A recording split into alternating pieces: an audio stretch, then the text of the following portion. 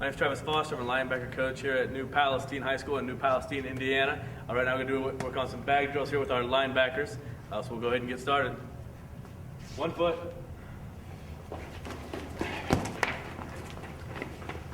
We use this drill to kind of get blood flowing, because we're going to get to hitting here soon. Now face me, eyes up. Once they're focusing on me, not be able to see, don't worry about the ground, don't worry about the bag, just look at me, follow through. Perfect. So we'll come back, face me. Awesome. My bad. Hey, we're doing that every day in practice. It's fine. Keep it consistent. I love it. A lot of times with our linebacker, we do drills, we'll talk about false stepping. False stepping is anything that does not gain ground toward that running back. Whether it's stepping back, or stepping with the wrong foot, stepping to the side, anything that does not lead you to the running back. So we see in this drill, we have our partner sitting next to us. On the opposite side, we have a running back that's facing the linebacker, and he'll take off, and we'll do a drill to make sure his foot comes in front and downhill toward the running back. So as soon as he steps downhill, he's going to read the back hip of the running back and then form up and make a tackle. We'll just have him walk through it right now, kind of half speed. So get in your position. Make sure the running back gets ahead of you, so you're chasing that back hip. Read the back hip. When he turns up, make your tackle. Set. Hit. Warm up. Biggest thing I try to teach, throughout practice, if your buddy decides to step with the wrong step or even step on your foot, step on my foot, Jack. I go ahead, I'm okay with that, for the teammate to do that. Just kind of gets everybody involved in practice. So, I do tell, hey, if you step on the wrong foot, go ahead and punch him in the head. So Jack, you're up. Austin, you'll be the dummy. If he steps on his foot, go ahead and feel free to smack. Set, hit! Set, hit! Good. Now let's flip-flop the drill so we can get both sides of the feet. So ball on this side, Jackson. Sam, you're up. Austin, stand next to him. Still work with the right foot, stepping downhill now. Set, hit! So we head across. Set, hit!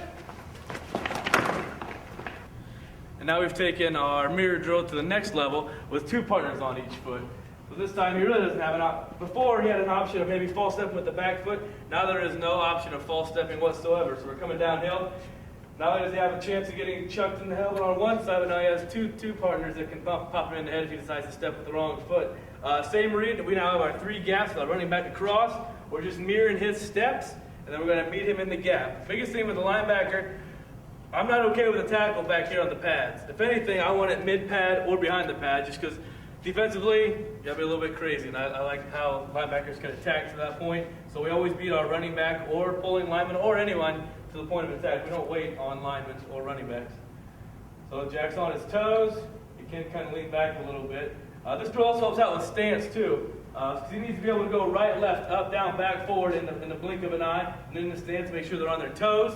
Make sure the heels aren't touching the ground. And then we'll get going with our drill. Set, hit! We got our next, now we have our rotation. Running back up. Yeah, wigs up. Set, hit! Good. This is our version of our little power alley. A lot of times middle linebackers, you are facing linemen pulling, you are facing fullbacks, any type of lead blocker. So this just kind of gets us ready for game day, gets us popping. We have a lead blocker here, and then we have our tailback. I want our linebacker to make our read. When he comes up, I want the point of attack made between mid-pad to behind the pad. If the lead blocker is getting out to the linebacker at this point, he's just created two cutback lanes for that running back to read off of. So at this point, I want the linebacker to engage the lead blocker, find the ball carrier decides which way he's going to go. I want either a dip and rip or a swim. Actually, no, I don't want to swim. I hate to swim as a linebacker. I hate it because as soon as you get up here, that guy's going to punch you in the armpit and you're done for. So I want to dip and rip. I want to come across, and I want to finish with a form tackle. So we'll see if these boys will do it just like I said. Set, hit, engage. Good.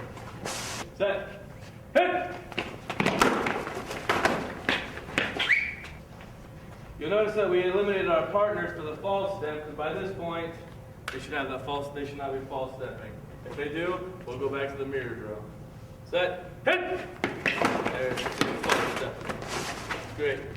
Our linebackers are not only run stoppers, but pass defenders as well. So the linebacker it's a hybrid position anyway. So we like to teach our guys as far as pass recognition. We always count from the outside in. I know a lot of schools do that. I've seen other schools that have not, but here at New Pal, we count from the outside in. So for this instance right now, let's say we got trips formation with a wing back. We got a middle linebacker that's going to be dropping on him. We always say find that first threat. Who's the first guy that's going to cross your path in your pass drop? Also, I think a lot of times the kids connect with Madden.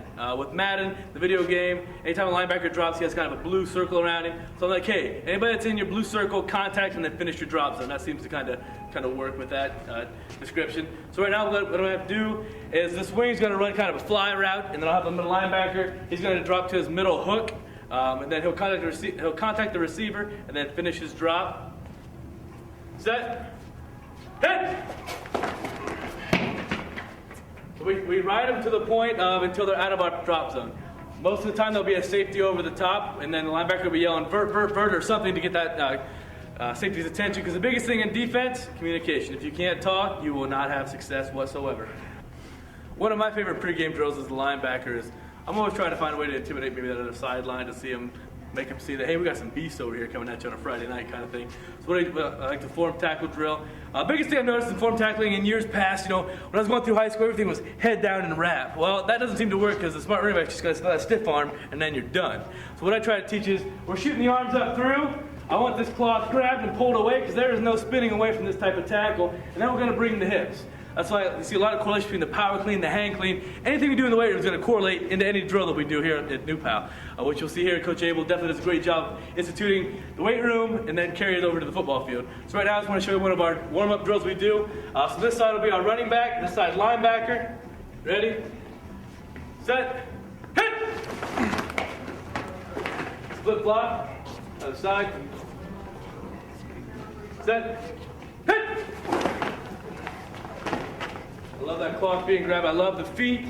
Biggest thing we try to teach here, upon contact, those feet do not stop. The guy that stops his feet first is the guy that's going to get beat every single time. So we make sure to teach our linebackers every position. Once you make contact, that feet does not stop on contact. You keep driving that feet until the drill's over, the whistle blows.